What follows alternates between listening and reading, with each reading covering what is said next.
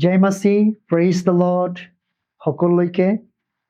আজি new life inspiration এই চেনেলটোলৈ আকৌ পুনৰ আহিছোঁ। আপোনালোকে এই চেনেলটোক বহুত মৰম দিছে, তাৰ বাবে ধন্যবাদ দিছোঁ। আৰু সকলোৱে যিসকলে চাই ভাল পাইছে, আপোনালোকে নিজৰ পৰিয়াল, নিজৰ বন্ধু বান্ধৱ, নিজৰ সকলো চিনাকি পৰিচয়বিলাকৰ মাজত শ্বেয়াৰ কৰি যাব, ছাবস্ক্ৰাইব কৰি যাব। আৰু ন অতিথি আলহীসকল আহি থাকিব। আৰু আজিৰ আমাৰ মাজত অতিকৈ সকলোৰে পৰিচিত মৰমৰ আৰু বহু ঈশ্বৰৰ কামৰ প্ৰতি, ঈশ্বৰৰ পৰিচৰ্যাৰ প্ৰতি ইমান ভাল পোৱা এজন ব্যক্তি, সকলো জীৱনৰ কৰ্ম ত্যাগ কৰা এজন ব্যক্তি, যি খ্ৰীষ্ট লোকৰ প্ৰতি যি ভাৱ, সেই ভাল পোৱা ভাৱেৰে আজি তেখেতক আমি এই চেনেলটোলৈ ৱেলকাম কৰিছোঁ। চ' আমাৰ মাজত চন্দ্ৰ মিলিক ছাৰক আমি আমাৰ চেনেলটোলৈ ৱেলকাম কৰিছোঁ।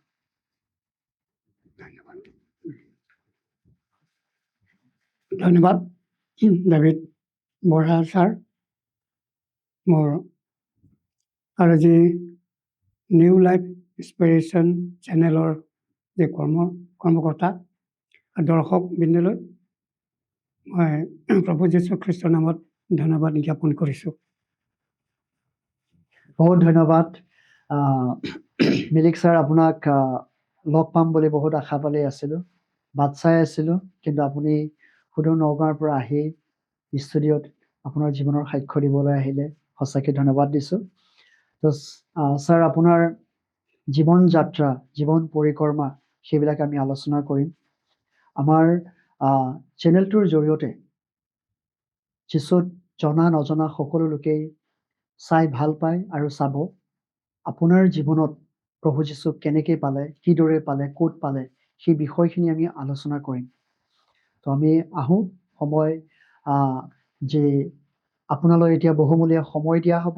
আপুনি নিজৰ জীৱন যাত্ৰাৰ বিষয়ে ক'ব পাৰিব। ছাৰ, আপুনি যীশুক কেতিয়া আৰু ক'ত কেনেকৈ পালে আপুনি?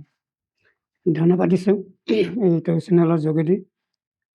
মই এতিয়া আজিৰ পৰা মই 43 বছৰ আগত সেইখিনিলৈ যাব লাগিব। মই যীশু খ্ৰীষ্টক কেনেকৈ পালোঁ, পাই আজি এই দিনটোত উপনীত হৈছে। মোৰ নামটো জানিছে চন্দ্ৰ সিং মিলিক। মোৰ ঘৰ নগাঁও হয়। মই মিকিৰ হয়, মিকিৰ জাতি বুলি কয়, কিন্তু বৰ্তমান এইটো কাৰ্বি বুলি কয়, কিন্তু আচলতে আমি মিকিৰ জাতি, যিহুদীৰ সম্প্ৰদায়ৰ লোক। আচ্ছা, মই সেইটো বিষয়ে মই বুৰঞ্জীও লিখিছে, অৰিজিন হিষ্ট্ৰী অফ মিকিৰ বুলি। আচ্ছা, সেইটোৰ পৰা মই এটা গৰ্ব কৰি কওঁ মোৰ মিকিৰ হয়। যেনেকৈ নহওক, আজিৰ পৰা মই এইটো 2000 চনৰ পৰা ক'ব লাগিব, তাৰ আগৰ পৰা ক'ব লাগিব, যিহেতুকে মুক্তিদাতা, উদ্ধাৰকৰ্তা, ৰক্ষা কৰোতা, সেইজন বিচাৰি ফুৰিছিলোঁ। আৰু যিহেতুকে আমাৰ মায়ে, মই যেতিয়া ইলেক্ট্ৰিচিটি বোৰ্ডত চাকৰি কৰি থাকোঁ, তেতিয়াই কৈছে যে এজন এইটো পাপৰ পৰা উদ্ধাৰ কৰা, আৰু আমাৰ যিটো কাৰ্বিবিলাকে যাদু মন্ত্ৰ কৰি পূজা পাতল কৰা, ইয়াৰ পৰা মুক্তি উদ্ধাৰ পাবলৈতো বেলেগ ৰাস্তাটো একো নাই। মই শুনিছোঁ যীশু খ্ৰীষ্টই বোলে বিশ্বাস কৰিলে এই সকলো বিপদ আপদৰ পৰা ৰক্ষা কৰিব। আপোনাৰ মায়ে কৈছে? মায়ে কৈ আছে বহুত দিনৰ পৰা। আচ্ছা, কেলে মই সৰু থাকোঁতে মোৰ দেউতা ঢুকাল যাদু মন্ত্ৰ লগাৰ হেৰি। তাৰপিছত আমাৰ ডাঙৰ বৌ ঢুকাল, এনেকৈ আমাৰ পৰিয়াল এজনৰ পিছত এজন ঢুকাল। সেইকাৰণে মায়ে ক'ত শুনিলে, কেনেকৈ শুনিলে নাজানো, কিন্তু যেতিয়া এই মায়ে যেতিয়া কথাটো ক'লে, আমি 3টা ককাই ভাই হয়, মই একেবাৰে সৰু, মোৰ ডাঙৰ আৰু মাজুৱৈকেইটাৰ লগত আমি আলোচনা, মায়ে কি কথা কৈ আছে। এনেকৈ কৈ থকা অৱস্থাত মই তেতিয়া গীতা, ভগৱত, পুৰাণ, উপনিষদ, বেদ, এই হিন্দু শাস্ত্ৰৰ তাতে মোক আমি চিনেমা চাওঁ আৰু কিবা হেৰিও গম পাওঁ যে কিবা কিবি হিন্দু শাস্ত্ৰৰ, হিন্দুৰ সেইবিলাকতো আমি হেৰি কৰোঁ। আৰু এই পূজা পাতলৰ পৰা মুক্তি পাব, এইটোৰ পৰা মুক্তি পাই এইটোৱে হ'ব নেকি বুলি ভাবিছিলোঁ। কিন্তু মায়ে যেতিয়া বাৰে বাৰে যেতিয়া ক'লে, তেতিয়া মই সত্য ঈশ্বৰ, জীৱিত ঈশ্বৰ ক'ত আছে, আৰু কেনেকুৱা হয় আৰু মায়ে কোৱা যিটো যীশুৰটো এইটো অসমৰ নহয়, এইটোতো ভাৰতবৰ্ষৰ নহয়, এইটোতো বিদেশী ধৰ্মৰ হেৰি হয় বুলি মানুহবিলাকে কয়। আৰু তেনেকৈ বিশ্বাস কৰা মানুহবিলাকটো খুব কম। খ্ৰীষ্টিয়ান বুলি কয় মানুহবিলাকে, এইটো ঘিণ কৰে। এইটো মায়ে কিয় কথা কৈ আছে? এনেকৈ আহি এতিয়া মই গীতা, ভাগৱত, পুৰাণ, উপনিষদ, বেদ এইবিলাক কৈছোঁ। কাহী, গঞা, বৃন্দাবন, মথুৰা এই গোটেই ধৰ্মৰ যিটো ধামবিলাক মই বিচাৰি ফুৰিছোঁ সত্যটো ক'ত আছে। আপুনি সত্য ঈশ্বৰজনক বিচাৰি আছে। সত্য বিচাৰি এইটো ফুৰিছোঁ। যুৱক কালৰ পৰা বিচাৰি আছে? মই যুৱক কালৰ পৰা মই বিচাৰিছোঁ। এতিয়া আপুনি চাকৰি কৰি আছে? মই চাকৰি কৰি আছোঁ। এইটো মই তেতিয়া গোটেই অসমত ইলেক্ট্ৰিচিটি বৰ্ডৰ যোগেদি মই ফুটবল খেলিছিলোঁ। আৰু সেই ফুটবল খেলোঁতে তেতিয়া মই কিন্তু মায়ে কৈ থকাটো এই সত্য ঈশ্বৰ জীৱিত ঈশ্বৰটো কোন হয়, ক'ত আছে, কেনেকুৱা? এনেকৈ কৰি গোটেই ভাৰতবৰ্ষ ঘূৰি গৈছোঁ। সেইকাৰণে কাহী, গঞা, বৃন্দাবন, মথুৰা এইবিলাকো চব গৈছোঁ, তাত চাইছোঁ, দেখিছোঁ, কিন্তু মনোপুত হোৱা নাই। তাত তেওঁলোকে যিবিলাক বিশ্বাস কৰে মনোপুতটো হোৱা নাই। এইটোতো মুক্তি এনেকুৱাও নহয়, এনেকুৱা হ'ব নোৱাৰে। সত্য ঈশ্বৰ তেতিয়াহ'লে সত্য ঈশ্বৰ হ'ব।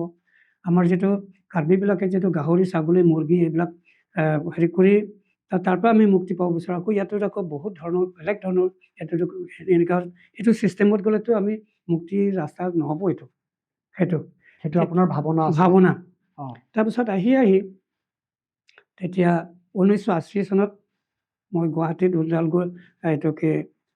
ওদালগুৰি তাৰপিছত হেৰিৰ পৰা মই ট্ৰেন্সফাৰ হৈ আহিলোঁ গুৱাহাটীলৈ। এতিয়া আপুনি ষ্টেট গভৰ্ণমেণ্ট জব কৰি আছে? ইলেক্ট্ৰিচিটি বৰ্ডত মই ইঞ্জিনিয়াৰ কাম কৰোঁ। ইঞ্জিনিয়াৰ কৰোঁ। এতিয়া আমাৰ এই কাহিলীপাৰাতে মোৰ অফিচ, হেড অফিচ। তেতিয়া ইয়াত হামৰি কাৰ্বি ল'ৰাবিলাকো মানে যীচুক বিচাৰি ফুৰিছে। তেওঁলোকক ডাক্তৰ, মাষ্টৰ, এইটো গুৱাহাটী ইউনিভাৰ্চিটিত পঢ়া ল'ৰাবিলাকো মানে সিহঁতক তোল পাৰ লাগিছে, মানে যীচুটো কোন হয়। যেনেকৈ আজি নাগালেণ্ড, মিজোৰাম, মেঘালয় এইবিলাকে তেওঁলোকে খ্ৰীষ্ট গ্ৰহণ কৰিব, মানুহবিলাক কিমান ডেভেলপ হৈছে, কিমান উন্নতি হৈছে, এইটো কথা পাতি আছে। তেতিয়া মই সিহঁতেও দেখোন এনেকৈ বিচাৰি আছে। তেতিয়া মই 1980 চনত মই এই পাণবজাৰত যিটো বুক ৰুম আছে, খ্ৰীষ্টান যিটো বুক ৰুম, তাৰ পৰা মই অসমীয়া বাইবেলটো ল'লোঁ। 1980 চনৰ পৰা 1982লৈকে মই গোটেই বাইবেলটো ঘূৰি চালোতে খ্ৰীষ্টিয়ান বুলি কোনো ৱৰ্ড নাই। তাতে এটা বহুত বাৰ পঢ়িছে, এটা ৱৰ্ডে মোক খালি কৈ থাকে, এইটো তাত বাক্যই কৈছে, হে পৰিশ্ৰান্ত আৰু ভাৰাক্ৰান্ত লোকসকল, তোমালোক মোৰ ওচৰলৈ আহা, মই তোমাক জিৰণি দিম। যীশুখ্ৰীষ্টই শিষ্যবিলাকক এইটো যেতিয়া আহ্বান কৰাটো, তেতিয়া মোৰ মত মইতো ভাৰাক্ৰান্ত হৈ আছোঁ, মইতো পৰিশ্ৰান্ত হৈ আছোঁ। যীশুৱে সহজতে মাতিছে, হে ভাৰাক্ৰান্ত পৰিশ্ৰান্ত লোকক, তোমালোক মোৰ ওচৰলৈ আহা, মই তোমাক জিৰণি দিম। মোৰ জোৱালিটো লঘু। এই কথা যেতিয়া মোৰ মনত পৰিল, তেতিয়া মই খুব ভাল লাগিল। এইটোৱে পথ হ'ব। তাৰপিছত যেতিয়া পঢ়ি গৈ থাকোঁতে তেতিয়া আকৌ যোহানৰ পত্ৰ এটা পালোঁ যে কাৰণ ঈশ্বৰে জগতক ইমান প্ৰেম কৰিলে যে তেওঁ এটি পুত্ৰকে এই জগতলৈ দান কৰিলে, যিজনে তেওঁক বিশ্বাস কৰে তেওঁ নষ্ট নহয় কিন্তু অনন্ত জীৱন পায়। তেতিয়া সেই তাতে মই পঢ়ি মই খুব কান্দিলোঁ। তেতিয়া মই কৈছোঁ যে কাৰণ ঈশ্বৰে জগতক কাৰণ ঈশ্বৰে চন্দ্ৰমিলিকক ইমান প্ৰেম কৰিলে যে তেওঁ এটি পুত্ৰকে তেওঁ যীশুখ্ৰীষ্টকে জগতলৈ পঠালে, চন্দ্ৰমিলিকে তেওঁক বিশ্বাস কৰিলে, গ্ৰহণ কৰিলে, তেওঁ নষ্ট নহয়, তেওঁ অনন্ত জীৱন। সেই অনন্ত জীৱনৰ ৱৰ্ডটো মই পালোঁ। তেতিয়া মই আৰু বেছি চমুলাই আহিল। পঢ়ি তেতিয়া ঘৰত গৈ তেতিয়া দাদাহঁতৰ লগত কথা পাতিলোঁ যে মায়ে কোৱা কথাটো এইটো ঠিক হ'ব দেই। তেতিয়া দাদাহঁতে কৈছে হয় নেকি? বৌহঁতে কৈছে যদি মায়ে কোৱাটো যদি সত্য হয়, যদি সত্য তেতিয়াহ'লে আমি দেৰি কৰিব নালাগে। খ্ৰীষ্টক কেনে আমি গ্ৰহণ কৰিম? ক'ত পোৱা যাব? কেনেকৈ পোৱা যাব? হয়। তেতিয়া আহি তাৰপিছত আকৌ যেতিয়া বাইবেল যেতিয়া পঢ়ি আছোঁ, তেতিয়া বাছনি কৰ্ম যিটো 17 অধ্যায় 30 পদত আছে যে অজ্ঞানতাৰ কাল ঈশ্বৰে শুহিলে, এতিয়া মন পালটনৰ কাৰণে ঈশ্বৰে সময় দিলে। এইটো আমি তাৰমানে অজ্ঞানতাৰ কালত আছিলোঁ। যেতিয়া আমি যীচুক নাপাওঁ তেতিয়ালৈকে মানে অজ্ঞানতাৰ কাল। আমি বিচাৰি ফুৰা সত্য ঈশ্বৰ জীৱিত ঈশ্বৰ কোন হয়। মই যেতিয়া গৈছোঁ মানে কাশ্মীৰত অমৰনাথত যাবৰ কাৰণে মই ৰেডি হৈছোঁ। তাতে এইটো লাষ্ট আছে মোৰ, এইটো তাত যাম। তাত মই বাইবেল পঢ়ি আছিলে? তেতিয়া বাইবেল পঢ়া নাই পঢ়িম এনেকৈ কাক মুহূৰ্তত সেইটো টাইমতে হয় তাৰ 79 এনেকৈ হ'ব অ'কে তাতে মই ৰখি আছোঁ আৰু তাত বেছি ঠাণ্ডা হোৱাৰ কাৰণে বৰফ পৰাৰ কাৰণে তাতে যাবলৈ মানা কৰিলে গভৰ্ণমেণ্টে এসপ্তাহ 10 দিন এনেকৈ পঢ়াই তেতিয়া এইটো কোন সময়ত কোন জেগাত এইটো নাজানো কিন্তু তাতে ঈশ্বৰে মোক এনেকৈ কৈছে সংস্কৃত কথা দি কৈছে তে জানতে তীৰ্থেশ বুদ্ধা যে শম্ভু দূৰৱৰ্তন জৈস্য গুৰেশ্বৰং চিত্তে তীৰ্থং ভোজং পৰং হিচ এইটো সংস্কৃতৰ কথা মই সংস্কৃতটো নাজানো হয় কিন্তু মোক এনেকৈ মুখস্থ হোৱাকৈ একদম ৰাতিপুৱালৈকে এষাৰ কথাতে প্ৰায় 100 বাৰমান কৈছে মই একদম সাৰ পাই মই গোটেই কথাটো মই অসমীয়াত লিখিলোঁ দৰ্শন বা সপোনত দেখিছিল একদম দৰ্শন হেৰি কৰিছে তাৰমানে কি প্ৰভু মই নাজানো বোলে যিবিলাকে সত্য ঈশ্বৰৰ পৰা আঁতৰত থকা মূৰ্খবিলাকহে যাত্ৰালৈ যায় তীৰ্থযাত্ৰালৈ যায় কিন্তু যিবিলাকে অন্তৰতে যি ঈশ্বৰ আছে সেইবিলাকে তীৰ্থলৈ যাবলৈ দৰকাৰ নাই তেতিয়া মই তাৰ পৰা গুচি আহিলোঁ তেতিয়া ইয়াতে তেতিয়া গুৱাহাটীত আহি তেতিয়া এইটো কোন হয় তেতিয়াহ'লে এইবিলাকতো মই সত্য ঈশ্বৰ নাপালোঁ তেতিয়া মই বাইবেল পঢ়িম বাইবেল চাম তেতিয়া মই বাইবেলখিনি এই কথাটো পঢ়োঁ যে সত্য ঈশ্বৰ তেওঁক যদি বিশ্বাস কৰি গ্ৰহণ কৰে যোহানে যিটো কৈছে যে যিজনে যীশুখ্ৰীষ্টক বিশ্বাস কৰি গ্ৰহণ কৰে তেওঁ অনন্ত জীৱন পাব তেওঁ ঈশ্বৰৰ সন্তান হ'বলৈ পাব শাস্ত্ৰখনৰ পৰা পাইছে সেই শাস্ত্ৰৰ পৰা পালোঁ ধেৰ মানে পালোঁ তেতিয়া মোক আৰু যীশুৰ ওচৰত মানে লৈ যোৱাৰ এটা পথ তেতিয়া আপুনি চাকৰি কৰি আছিল তেতিয়া মই চাকৰি কৰি আছোঁ 1980 81 82 83 মাজতে এইবিলাক গোটেইবিলাক মোক থিৰাং কৰি হেৰি কৰি দিলে আৰু তেতিয়া 1983 চনত 7 আগষ্টত আমি থিৰাং কৰিলোঁ মই আৰু মা গুৱাহাটীত আহি পেলাই এই আমৰি কাৰ্বি যুৱকবিলাকত এতিয়া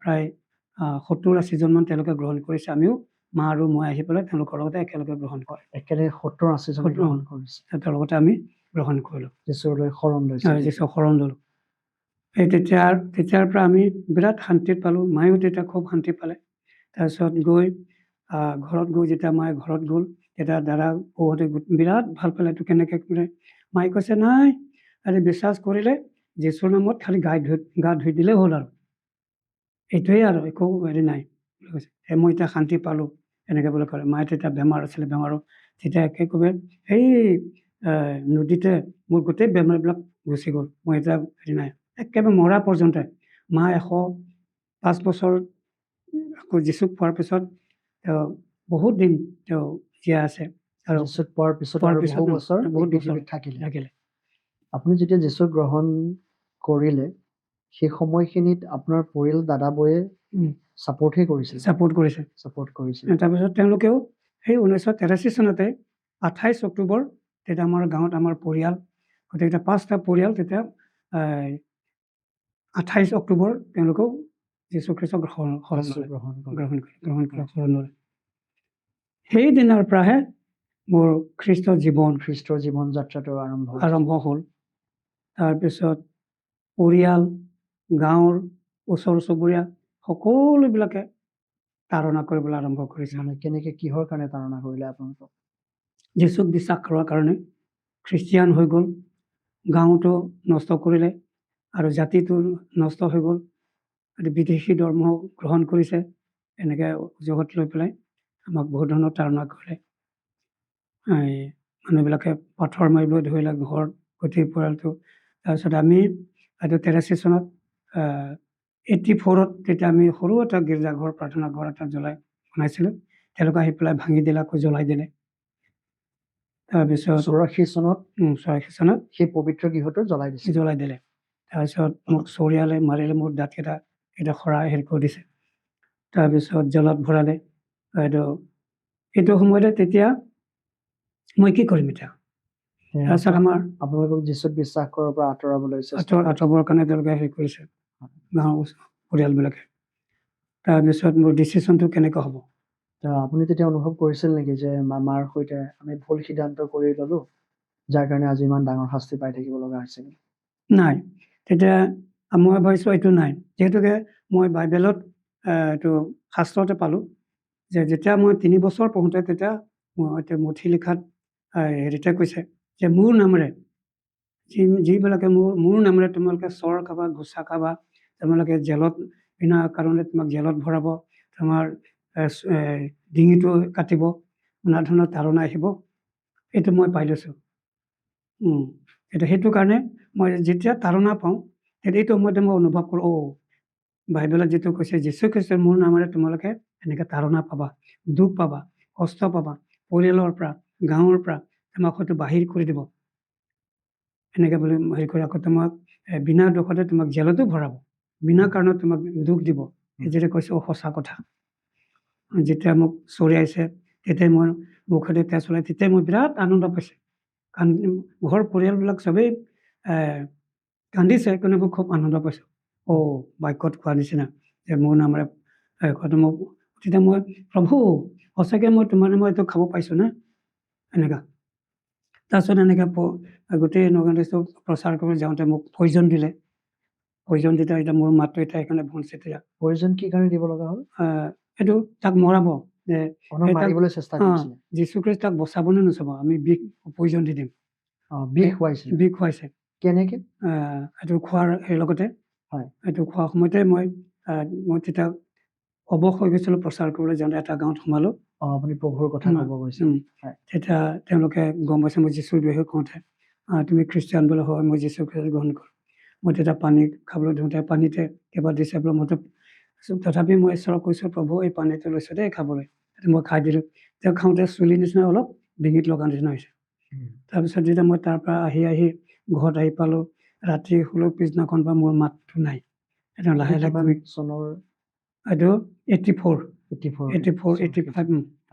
সময়ত প্ৰায় 6 বছৰ মোৰ মাত একেবাৰে নাই, মাতিব নোৱাৰোঁ। তেতিয়াহে মই এইটো সময়তে তেতিয়া মই ঈশ্বৰক কি বুলি প্ৰশংসা কৰিম, পৰিত্ৰাণটো ক'ত আছে, যিহেতুকে মোৰ নামে তোমাক বিষো দিব, সেই বিষ খালেও তুমি তোমাক একো কৰিব নোৱাৰে, এইবুলি কোৱা আছে। তেতিয়াহ'লে প্ৰভু মই এইটো যদি মোক বিষ দিয়া হৈছে, তেতিয়া মইতো একো নহ'ব, তোমাৰ বাক্যই কৈছে। আৰু আকৌ বাক্যই কৈছে 41 অধ্যায় 10 পদ আছে, সেই যে তুমি ভয় নকৰিবা, কিয়নো মই তোমাৰ লগত আছোঁ, মই তোমাক ৰক্ষা কৰিম, সহায় কৰিম। আৰু ব্যাকুল নহ'বা, কিয়নো মই তোমাৰে ঈশ্বৰ, মই তোমাক নিজ সৌ হাতেৰে তোমাক ধৰি ৰাখিম। এই বাক্যবিলাক যেতিয়া মই পালক পঢ়িলোঁ, তেতিয়া প্ৰভু মই এতিয়া ভয় নকৰোঁ, মই মৰিবলৈও মই ভয় নকৰোঁ, কিয়নো তুমি মোৰ সংগত আছা, তুমি মোৰ ঈশ্বৰ হয়। তেতিয়া মোক এই প্ৰভুৰ গীত এটা দিছে, পৰিত্ৰাণ পৰিত্ৰাণ। এই গীতটো এই গীতটো মই প্ৰথম গীত ঈশ্বৰক প্ৰশংসা কৰিছোঁ এইটো গীতেৰে। আচ্ছা, এই গীতটো মই শুনা পাইছোঁ, বা গীৰ্জাটো গোৱা যায়, পৰিত্ৰাণ পৰিত্ৰাণ। সেইটো পিছত আপুনি গাব পাৰিব, আপোনাক সময় দিম। আচ্ছা, তেতিয়া আপুনি ৰচিছিলে গীতটি? হয়, তেতিয়া ঈশ্বৰে মোক এই হেৰি ৱৰ্ডবিলাক দি দিছে আৰু আত্মাত উদগাই দিছে। আৰু কিয়নো তাতে এটা পাচনি কৰ্ম 17 অধ্যায় তাতে কোৱা হৈছে যে স্বৰ্গৰ তলতে মানুহৰ মাজতে পৰিত্ৰাণ ক'তো নাই। এই গীতৰ সম্পৰ্ক কেৱল এইটো হেৰি কৰিছে, স্বৰ্গৰ তলতে মানুহৰ বাক্যশাৰী আপুনি গীতটো গাটো হেৰি কৰিছে আৰু যেতিয়া মোক যেতিয়া ঈশ্বৰে মোক যিটো ভয় দিলে, মই ভয় আছিলে আগতে, বা হেৰি কৰা আছিলে, খুব ভয় আছিলোঁ যে মোক মাৰিব, যে মই গোটেই পৰিয়ালটো কিবা মই কেনেকৈ প্ৰভু বাক্যটো হেৰি কৰিম, মানুহবিলাকে কেনেকৈ এই সত্য কথাটো কেনেকৈ তেওঁলোকে এইটো গ্ৰহণ কৰিব, তেওঁলোকে কেনেকৈ বুজি পাব। মানে আপুনি সত্য ঈশ্বৰক জানি সত্যৰ বাক্যটো আনক কম বুলি হেঁপাহ ইমান হেঁপাহ। সেইটো কাৰণে মই থিৰাং কৰিলোঁ, যেতিয়া গীৰ্জাঘৰ পিছত মই গুৱাহাটীলৈ আহিলোঁ। আমাৰ ডাঙৰ ককাই কৈছে, তই গুৱাহাটীলৈ গুচি যা, তই মাটি তাতে লৈ থোৱা আছে, তাতে ঘৰ চৰ বনাবি, তইতো বিয়া হোৱা নাই, বিয়া হ'বি আৰু ঘৰত নাহিবি, আমি গোটেইকেইটা আমি হিন্দুলৈ ঘূৰি যাম। আমি আকৌ পুনৰ গীৰ্জাঘৰ আমাৰ ঘৰো জ্বলাই দিব, এতিয়া আমাকো কাটিব, কেনেকৈ থাকিম। হয়, তাৰপিছত কিন্তু মা আৰু বৌহঁতে কৈছে, নাই কাটিলেও কাটিব, আৰু যদি কাটে যীশুৰ নামতে মৰিম, যীশুৰ মতে কাটা গ'লে একো নহয়। গতিকে কিন্তু আমি এই অখ্ৰীষ্টিয়ান জীৱনত আৰু নাথাকোঁ। এই পূজা পাতল, গাহৰি ছাগলী মুৰ্গী মদ বনাব লাগিব, যিটো এবছৰীয়া পোৱা চাউলবিলাক 6 মাহতেই শেষ হৈ যায়, নাইকিয়া হৈ যায়, যিহেতুকে পূজা পাতল কৰোঁতেই আমাৰ শেষ হৈ যায়। যিটো আমাৰ আপুনি যুৱক কালতে ঈশ্বৰক বিচাৰি আছিলে, যুৱক কালত বুলি ক'ব লাগিব। তেতিয়া মোৰ 32 বছৰ বয়স হৈছিল, একদম যুৱক কাল। আৰু সেই যুৱক সময় যেতিয়া ঈশ্বৰক বিচাৰি আছিলে, সত্য ঈশ্বৰজনক বিচাৰি ইমান হাবাথুৰি কিয় হৈছিল? তাৰ আগতে আপুনি কৈছিল যে মোৰ ঘৰত বহু লোক এনেকে ইটোৰ পিছত সিটো ঢুকাই গৈছিল। হয় চ' সেইটো কাৰণে আপুনি সত্য ঈশ্বৰক বিচাৰিছিল নেকি? সেইটো এটা হয়। তাৰপিছত এই পূজা কৰাটো আমাৰ অকল আমাৰ ঘৰত গাঁৱত বুলি নহয়, গোটেই নগাং ডিষ্ট্ৰিক্ট, বেলেগ ডিষ্ট্ৰিক্টত কাৰ্বিবিলাকৰ কথাটো নাজানো, কিন্তু নগাং ডিষ্ট্ৰিক্ট কাৰ্বিবিলাক কোনো ডাক্তৰ নাই, ইঞ্জিনিয়াৰ ভালকৈ পঢ়া সেই সময়ত তেতিয়া কোনো নাই, নাছিলে। কোনো নাছিলে, পঢ়িব নোৱাৰে, যাদু মন্ত্ৰ লগাই পেলাই মাৰি দিয়ে। সেইটো কাৰণে এই সত্য কথাটো মই ক'ব লাগিব। তন্ত্ৰ মন্ত্ৰবিলাক তন্ত্ৰ তেতিয়া তন্ত্ৰ আছিল। মন্ত্ৰ যাদু মন্ত্ৰৰ পৰা এইটো বাচি আহিব। এইটো অন্ততঃ যেন বাচিব পাৰে, বচাব পাৰে, মানুহবিলাকে যেন বুজি পায়। কিন্তু সেইখিনি সময়তে আপোনাক কোনোবাই যীচুত যে গ্ৰহণ কৰিব, এই কথাষাৰৰ কাৰণে কিন্তু কোনো লোকে আপোনাক উচতনিমূলক দি আছে নেকি? যে তুমি ধৰ্মটো গ্ৰহণ কৰিলে বহুত টকা পইচা পাবা, বহুত শিক্ষা পাবা, ঘৰ পাবা, গাড়ী পাবা, তোমালোকৰ ল'ৰা ছোৱালী ফ্ৰী অফ কষ্ট পঢ়াম, এনেকুৱা ধৰণৰ উচতনিমূলক পাই আছে নেকি? কোনো মানুহ নাই নগাম ডিষ্ট্ৰিক্টত যিবিলাক খ্ৰীষ্টান সম্প্ৰদায়ৰ হেৰিবিলাক আছে, মণ্ডলী আছে, মোক যেতিয়া চৰ মাৰিছে, ধৰিছে, গীৰ্জাঘৰ জ্বলাই, চব মণ্ডলীবিলাক একদম নিষ্ক্ৰিয় হৈ গৈছে, চুপচাপ, এই আমাকো জ্বলাব তাত যদি গ'লে, কোনো মানুহ খবৰ ক'বলৈ অহা নাই। আপোনালোকে যেতিয়া বিপদত কষ্টত সেইটো আছে থাকোতে, হয়, কোনো আকৌ মই যে টকা পাব কিবা পাব সেইটো নহয়, মই যিহেতুকে ঈশ্বৰক বিশ্বাস কৰিলে মোক খোৱালে খুৱাব, মাৰিলেও মাৰিব, কিন্তু মই যীচুক আৰু নেৰোঁ, আৰু সত্য ঈশ্বৰক মই নেৰোঁ। সেইকাৰণে মই যেতিয়া দাদাহঁতে ক'লে মই গুৱাহাটীলৈ আহি পেলাই মোৰ যদিহে পৰিয়ালটো এনেকুৱা এলাহখিনি হ'ব, গতিকে মই নিজেই ষ্টেণ্ড হ'ম ইয়াতে, মই নিজেই গুচি আহিম। সেইটো কাৰণে গুৱাহাটীত আহি মই ৰিজিগনেশ্যন দি দিলোঁ। তেতিয়া আপুনি চাকৰি ৰেজিগনেশ্যন দি দিলে। ৰিজিগনেশ্যন মই লৈ আহিলোঁ দিবলৈ। আপুনি গভৰ্ণমেণ্ট চাকৰিটো যে এৰি দিম বুলি মনত ভাবিলে, পৰিয়ালটো কেনেকে চলিম, কেনেকে খাম, কেনেকে থাকিম, সেইবোৰ ভাৱনা অহা নাছিল? কোনো অহা নাই, কেৱল আহিছে এইটো মুঠিত লিখা আছে, তুমি জগতৰ সকলো বস্তু পালেও যদি তোমাৰ আত্মা যদি হেৰাই যায়, তোমাৰ কি গতি হ'ব? এই কথাটো মোৰ হেৰি কৰিছে, মই চাকৰি কৰিম, মোৰ গাড়ী আছে, মটৰ আছে, ঘৰ বাৰী মই বনাম, কিন্তু এইটো যি হ'লে মোৰ জীৱনটোৱে শেষ হ'ব। মোৰ কাৰ্বি জাতি যিটো পূজা পাতলৰ পৰা সকলোবিলাক তেওঁলোক আকৌ মই শেষেই কৰিম। গতিকে মই সত্য কথাটো পাইছোঁ, গতিকে মই সত্য কথাটো মই ক'বই লাগিব। যিহেতু শাস্ত্ৰত কৈছে যে যিবিলাক সত্য কথা জানিও যদি সত্য কাম নকৰে, তেওঁ 1 নম্বৰ পাপ, আৰু যিবিলাক বেয়া বুলি জানি বেয়া কামটোকে কৰি থাকে, এইটো এটা পাপ বুলি কৈছে। গতিকে মই এতিয়া সত্য কথাটো মই জানিছোঁ, গতিকে এই সত্য কথাটো তেওঁলোকে শুনিলেও নুশুনিলেও, গ্ৰহণ কৰিলেও নকৰিলেও, তেওঁলোকে এইটো মই জনাবই লাগিব, মই ক'বই লাগিব, নহ'লে মোৰ সন্তাপ হ'ব, মোৰ এইটো পাপ হ'ব, মোৰ পবিত্ৰ শাস্ত্ৰখন পঢ়ি পেলাই সত্যৰ বাক্যটো হয়, ক'ব লাগে। এতিয়া মই শাস্ত্ৰ যেতিয়া সেইকাৰণে মই যিটো 3 বছৰ পঢ়াৰ পিছত মই সত্য কথা চব মোৰ তেজে, মোৰ মাথা সকলোবিলাক যেন মই আৰু জগতত মই থাকিবলৈ মন নাই। 3 বছৰ কেৱল পঢ়োতেই সময় পঢ়োতে দিলে, কিন্তু তেতিয়ালৈকে গ্ৰহণ কৰা নাছিল। গ্ৰহণ কৰা নাই। আপুনি জানি বুজিহে গ্ৰহণ মই কৰিছে। জানি বুজি গ্ৰহণ কৰিছোঁ। আৰু যে দুখ যে হ'ব, কষ্ট যে পাম, এইটোও এটা মাজে। আৰু মই চাকৰি হ'লে মোৰ পইচাটো নহ'বই, যিহেতু মই চাকৰি হৈছে, তেতিয়া আপুনি পাগল নেকি বুলি কৈছে, যে যীশু খ্ৰীষ্টক গ্ৰহণ কৰিলে আপুনি চাকৰি কৰিব লাগে, আপুনি কিমান টকা পাব তাত, কি সন্মান পাব তাত, এতিয়া আপুনি অলপ পিছতে আপোনাৰ আৰু প্ৰমোশ্যন হ'ব। বোলো ছাৰ, মই বিশ্বাস কৰা যীশু খ্ৰীষ্টতকৈ মোৰ চাকৰিটো ডাঙৰ নহয়, আপুনি গ্ৰহণ কৰিব পাৰে, নকৰিব পাৰে, গতিকে মই এৰিলোঁ। সেই তেতিয়া যি এৰা, আৰু মই এইটো ডিপাৰ্টমেণ্টৰ পৰা মই পাবলগীয়া টকা পইচা চব এৰি থৈ গৈছোঁ, এটা পইচা মই আজিলৈকে বিচৰা নাই। আৰু কিমান চনত আপুনি 84 গ্ৰহণ কৰিলোঁ, 84 তেতিয়া মই গীৰ্জাঘৰ জ্বলাই 84 লাষ্টত আৰু লাষ্টত আপুনি চাকৰিটো ৰিজাইন আহিলোঁ। তেতিয়া সম্পূৰ্ণ যুৱক অৱস্থাতে আছে। হয়, যুৱক অৱস্থা। আপোনাৰ লগত মা আছিল নে তেতিয়া? মা আছে, দাদা 2জন আছে, বৌ আছে। গুৱাহাটীত থাকোতে? মই অকলে আছোঁ ইয়াতে। আচ্ছা। গুৱাহাটীত থাকি তেতিয়া আপুনি চাকৰি এৰাৰ পিছত সম্পূৰ্ণৰূপে প্ৰভুৰ কামত লাগি গৈছিল? হয়, তেতিয়াৰ পৰাই মই যেতিয়া ঘৰলৈ গৈছোঁ, তেতিয়া ঘৰৰ পৰা ওলাই গ'লোঁ আৰু পটাপট। তেতিয়া চাগে আপোনাক দেখাৰ লগে লগে কয় এজন ঈশ্বৰ ভক্তি বা ধাৰ্মিক ব্যক্তি, বা ঠাট্টা নিন্দা বিদ্ৰূপ কথাবিলাক শুনিব লগা হৈছিল। কাৰণ কি কাৰণে আপোনাৰ কাৰণে পৰিয়ালটোৱে গ্ৰহণ কৰিলে, তো গাঁৱৰ মানুহে চাগে অলপ বেলেগ ধৰণৰ কথা কৈছিল চাগে। বহুত ধৰণৰ কথাবিলাক কৈছে, কিন্তু সেইখিনি আপুনি সহ্য কৰিছোঁ। মই নুশুনা পাত কৈছোঁ, একো নাজানে, তেওঁলোকে একো নাজানে, সত্যটো কথা নাজানে কাৰণে তেওঁলোকে কৈছে মই একো বেয়া নাপাওঁ, মোক আঁঠু কৰাই থৈ দিছে, এনেকৈও কৰিছে মানুহবিলাকে। এতিয়া গাঁৱে গাঁৱে যেতিয়া মই আকৌ তাৰ আগতে নগাং ডিষ্ট্ৰিক্ট কাৰ্বি অৰ্গেনাইজেশ্যন বুলি অৰ্গেনাইজেশ্যন মই ফাউণ্ডাৰ ছেক্ৰেটাৰী হয়। নগাং ডিষ্ট্ৰিক্ট কাৰ্বি ষ্টুডেণ্ট এছ'চিয়েশ্যনৰ ফাউণ্ডাৰ প্ৰেচিডেণ্ট হয়। সেইকাৰণে চব মানুহবিলাকে যেনে নগাং ডিষ্ট্ৰিক্ট কাৰ্বিবিলাকক তেতিয়াই মই তেওঁলোকক আহ্বান কৰিছোঁ।